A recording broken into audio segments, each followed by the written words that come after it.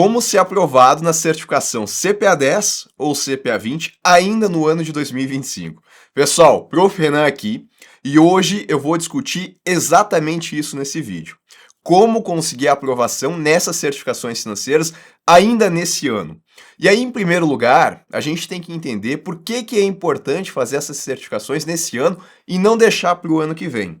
Então, se vocês não estão sabendo, a partir do ano que vem as certificações elas vão mudar. Vão ser novas certificações e o conteúdo programático ele vai ser diferente também. Né? Em resumo, eu posso dizer, pelo que eu olhei, pelas aulas que eu estou elaborando, que ano que vem o conteúdo programático ele vai ser mais difícil, vai ser mais extenso, e a pessoa ela não vai ter a possibilidade de fazer a certificação CPA 20 ou a certificação que vai ser equivalente à CPA 20 no ano que vem, direto, né? Ela vai ter que fazer a certificação anterior. E isso hoje não acontece, né? A pessoa, se ela quiser fazer direto a CPA 20, ela faz. Então, no ano que vem, além do conteúdo extenso, que vai ser um conteúdo que vai ser maior, né, do que o que a gente tem, um conteúdo mais extenso, tem o nível de dificuldade da prova também e tem esse fato de que a pessoa, se ela quiser a equivalente a CPA 20, ela vai ter que fazer uma certificação anterior. Então, o tempo para conseguir a certificação ele vai ser maior. Dito isso, né, entendido que esse ano, no modelo atual que a gente tem, tá mais fácil, eu poderia colocar assim, conseguir a aprovação e entendido isso, agora a gente pode buscar aqui estratégias para conseguir essa aprovação ainda esse ano, com esses meses que ainda restam. E sim, em primeiro lugar, eu posso dizer que é possível conseguir a aprovação com muito tempo hábil, né? Eu acho que se a pessoa se dedicar a estudar ali pelo menos 2 horas por dia, ela consegue tirar a certificação CPA 10 em menos de um mês. Tem pessoas que conseguem estudando 1 semana, 2 semanas, né? Mas eu não vou encarar isso como uma realidade para a maioria das pessoas. Então, para quem eventualmente tem um pouco de dificuldade, se dedicar, ter disciplina, estudar esse tempo que eu falei, em menos de um mês consegue tirar a CPA 10 e em menos de 2 meses consegue tirar a CPA 20. Mas, de novo, esse tempo que eu estou colocando ele é bem conservador, vão ter pessoas que vão conseguir tirar a certificação bem antes. E aí, o que eu preciso fazer, Renan, para conseguir a aprovação na minha certificação? Como é que eu tenho que estudar? Qual que é a melhor maneira de eu ver os conteúdos e assim conseguir chegar mais preparado na prova? Eu vou colocar para vocês aqui o conteúdo programático da CPA 10 e da CPA 20 para a gente poder discutir um pouco sobre isso daí. Então, tá na tela aí para vocês. A CPA 10, ela é uma prova que tem 50 questões. E para que a pessoa ela seja aprovada, ela tem que acertar 35 questões. O tempo para resolver essa prova é de 2 horas, tá? Então 2 horas de duração. E esse é o conteúdo programático aqui da CPA 10. Ele é dividido em 7 módulos, tá? A gente tem o primeiro módulo aqui, que é do Sistema Financeiro Nacional, e aí a gente vai tendo os outros módulos até que chega no 7º, que é de Previdência Complementar Aberta. Na nova certificação, apenas adiantando um pouco, né, para quem eventualmente for esperar, pode parecer que é menor, porque são 4 módulos, mas só o primeiro módulo desses 4 módulos é maior do que todo o conteúdo programático que a gente tem hoje na CPA 10. Então realmente ficou um pouco extenso. Por isso que eu acho que é melhor a gente fazer com esse conteúdo programático. Aí cada módulo, a Ambima ela coloca pra gente qual que é o número de questões que a gente pode esperar sobre cada módulo. Então, por exemplo, o módulo 1, a gente vai esperar entre 3 a 5 questões das 50, né? Dá mais ou menos aí até uns 10% da prova no primeiro módulo. O segundo módulo a gente já tem um pouco mais de questões e, evidentemente, o módulo mais importante acaba sendo o módulo 5, que é de fundos de investimento, né? De 10 a 15 questões, podendo chegar aí até 30% de representatividade na prova.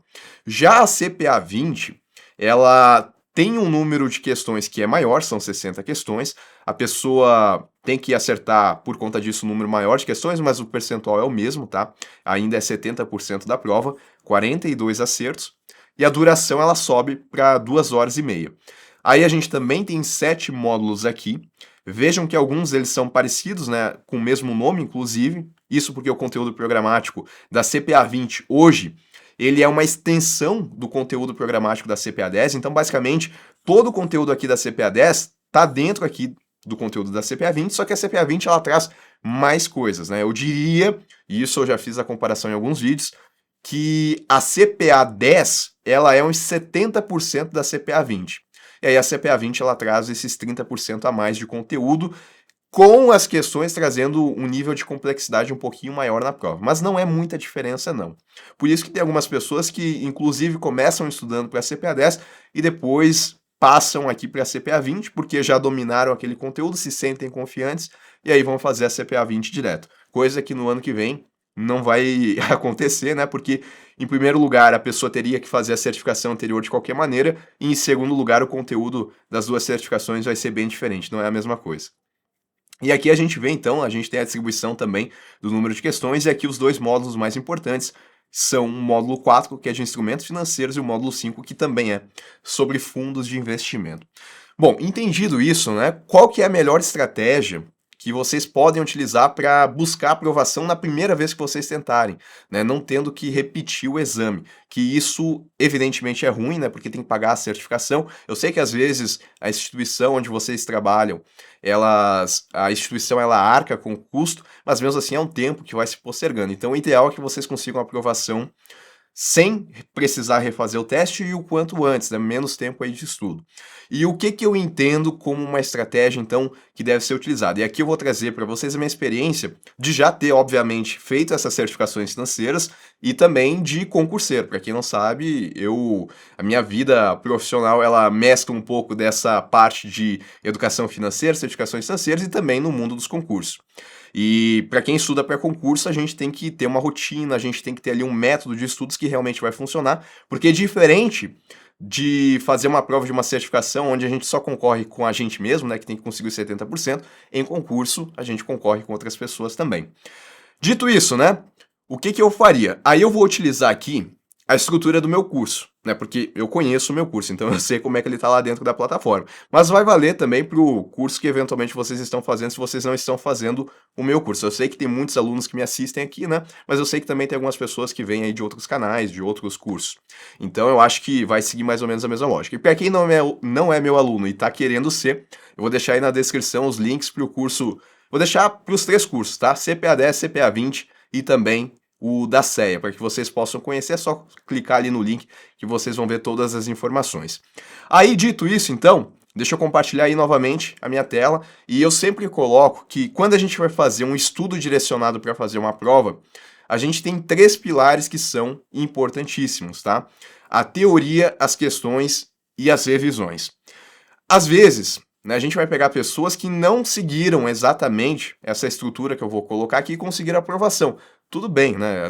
Como eu falei que tem pessoas que conseguem em uma semana a aprovação na CPA 10, CPA 20. Mas eu estou trazendo aqui uma estratégia que vai aumentar a chance de aprovação de vocês, porque vocês vão estudar de uma maneira mais organizada e com um método eficiente, porque isso daqui é o que as pessoas que estudam para os concursos mais concorridos, né, provas difíceis no nosso país, elas utilizam para conseguir a aprovação. Então funciona muito bem também para quem quer fazer certificação financeira. E assim, o que seria a teoria, né? Vocês vão estudar, então, vamos supor que a pessoa vai fazer a CPA 10. Vou utilizar como exemplo aqui, mas poderia ser CPA 20. Vocês vão encarar lá esses 7 módulos aqui. Cada módulo, no meu curso, ele contém uma apostila. Então, por exemplo, o módulo 1, eu tenho a apostila referente a esse módulo. O módulo 2 tem a apostila referente a esse módulo. Aí tem os slides, também tem as videoaulas. Vocês vão escolher, né, um método ali de estudo, que pode ser só passar pelas videoaulas ou ler o material em PDF. Tanto faz, né? No meu caso, o curso em vídeo e o curso em PDF, os dois são autossuficientes. Se a pessoa quiser só ficar no material em PDF, ela pode ficar, desde que seja com a apostila, né? Porque os slides eles contêm as informações mais resumidas. Se ela quiser ficar só com os vídeos e os slides, tudo bem também, ali tem todas as informações. Então eu recomendo que vocês escolham uma metodologia e utilizem ela do início ao final. Geralmente, tá? Não é uma regra, mas geralmente a pessoa ela consegue avançar de maneira mais rápida se ela escolhe a apostila, o material em PDF. Então ela vai lendo ali no ritmo dela, na velocidade dela e vai avançando os conteúdos. Então, essa é uma maneira que, na minha visão, é mais rápida de avançar no conteúdo, mas também se a pessoa quiser ficar com a videoaula e acelerar o vídeo, colocar em 1.5, 2.0, pode ser que funcione também, né? Também vai conseguir avançar rápido. Aí é uma questão de preferência de vocês. O que dá para fazer ainda é escolher um método. Vamos supor que a pessoa escolheu a apostila em PDF. E aí, se ela sentiu dificuldade em determinado ponto, aí ela vai lá e coloca o vídeo, que é uma metodologia de ensino diferente. Não ficar com dúvida, né? E avançar na apostila e ficar com dúvida. Não. Então, ficou com dúvida, olha ali o vídeo para ver o professor explicando, e pode ser que essa metodologia diferente vai trazer para vocês aquela luz para que vocês possam entender o conteúdo. E é claro que vai ficar ainda melhor quando vocês passarem para as questões. Aí vai funcionar muito bem, porque durante as questões a gente realmente se esforça para entender o conteúdo. Afinal de contas, ninguém gosta de resolver a questão e errar, né? A gente se puxa a tentar entender o que a gente errou. Então, teoria, né? Como eu falei, a gente tem ali as apostilas para cada módulo e eu faria dessa forma aqui. Na teoria, eu estudaria, por exemplo, vou colocar aqui, ó, módulo. Deixa eu aumentar aqui. Módulo 1. A pessoa vai começar por aqui, ela vai avançar nas aulas, né? E vamos supor que ali no primeiro dia que ela estudou, ela avançou pela aula 01 e a aula 02. No primeiro dia que ela estudou, tá? Ela avançou nessas duas aulas. Aí ela vai para o segundo dia. Ela vai estudar a aula 03 e a aula 04. Isso tudo dentro do módulo 1 ainda, tá? Só que assim, na minha visão, uma maneira inteligente de se estudar é, se ela estudou aqui no primeiro dia a aula 1 e a aula 02, antes de ela começar a estudar a aula 13 e a aula 4 no dia seguinte, na minha visão ela teria que vir aqui e antes de começar a revisar, vou colocar em outra cor, ó. O preto aqui seria de revisão, revisar a aula 01 e revisar a aula 02. E quando eu falo revisar, não é passar por toda a aula novamente. Não, se aqui ela demorou, vamos supor, 2 horas para conseguir ler o PDF, assistir as videoaulas da aula 1 e aula 2, quando ela for revisar, essa revisão ela tem que ser muito menor, né? Então vamos supor que aqui ela vai demorar 20 minutos, porque revisão é isso, eu não estou aprendendo conteúdo, eu só estou vendo o que eu já vi, o que eu já aprendi. Então a revisão ela vai ser rápida no dia seguinte. E aí, né, para quem é meu aluno, tem lá os materiais de resumos direcionados que podem ser utilizados para essa finalidade. A pessoa vai avançar bem rapidinho ali pelo material. Ou então a pessoa pode criar também os próprios resumos. Ou utilizar flashcards, fazer flashcards e dessa forma revisar também. O importante é fazer a revisão. E é aqui que muitas pessoas erram. Elas esquecem, ou elas deixam, ou elas não têm conhecimento de que a revisão é importante. E claro, aqui no começo, se eu for avançar para a aula 13 e a aula 4, provavelmente eu vou lembrar ainda de algumas coisas da aula 1 e a aula 2, até porque os conteúdos eles são conexos. Mas e quando eu chegar lá na aula 30, na aula 40, ou no caso da CPA 20, aula 70, aula 80, será que eu ainda lembro daquelas coisas que eu vi lá no início? Provavelmente não. E esse é o problema, né? Porque daí a pessoa marca a data da prova, acha que está indo bem, dominando o conteúdo, mas quando vai fazer lá as questões, percebe que não tem um desempenho tão bom. Ou nem faz, né? Vai direto para a prova e acaba sendo reprovado. Então, é importante sim fazer as revisões e aqui entra nesse pilar de revisões. Eu acho interessante, tá? Fazer sempre uma revisão no dia seguinte sobre o que foi visto no dia anterior e sempre tentar revisar a cada semana um grupo maior de aulas. Então, por exemplo, fechou uma semana aqui e a pessoa avançou até a aula 20 aqui, que é uma, assim, é bem possível, tá? Pensando na CPA 10, avançar 20 aulas em uma semana é bem tranquilo. Aí na segunda semana, que vai começar, eu tentaria separar um tempo ali para revisar tudo que foi visto na semana anterior, revisar essas 20 aulas. É claro que não precisa ser no mesmo momento, vocês podem intercalar os dias, né? No primeiro dia revisar 5 aulas, no segundo dia revisar mais 5 e assim por diante, porque somar isso com aquela revisão que foi feita no dia seguinte, isso vai fazer com que vocês tenham uma compreensão melhor do conteúdo e não esqueçam mais aquilo que vocês estão vendo. Indo aqui para a aula 20, a gente já está avançando nos módulos, né? Já está no módulo 3, 4 e assim por diante. Então eu faria dessa forma. No meu material, enquanto vocês vão avançando aqui pela essa parte que eu chamo de teoria, que é o conteúdo propriamente dito, vocês vão ter lá questões na apostila em PDF.